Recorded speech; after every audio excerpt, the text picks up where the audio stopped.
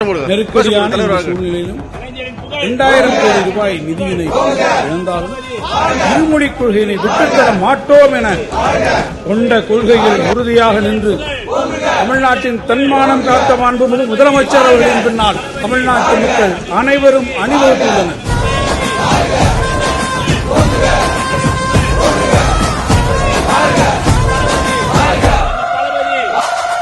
தமிழருக்கு தொண்டு செய்யும் தமிழனுக்கு தடை செய்யும் நெடுங்குன்றும் தூளாய் போகும்.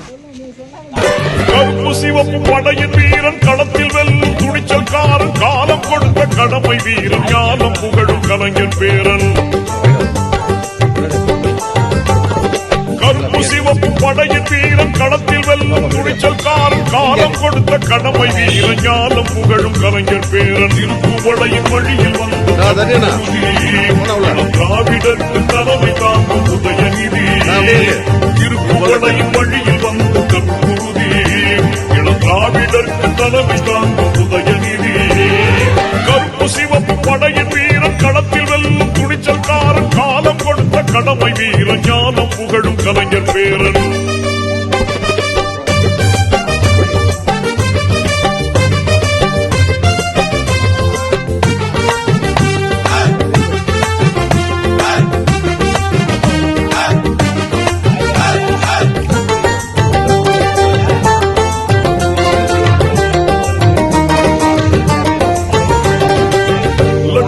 தமிழனே இன்னும் துடைப்பவனே ஏழைகள் துடிப்பவனே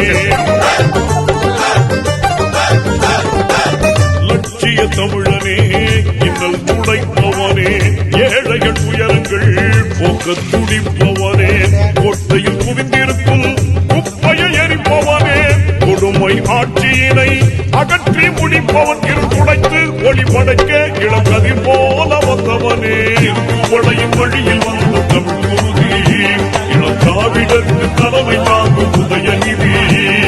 திருப்புவளையின் வழியில் வந்த தமிழ் குருதி இளம் திராவிடருக்கு தலைமை தாங்கும் உதயநிதி.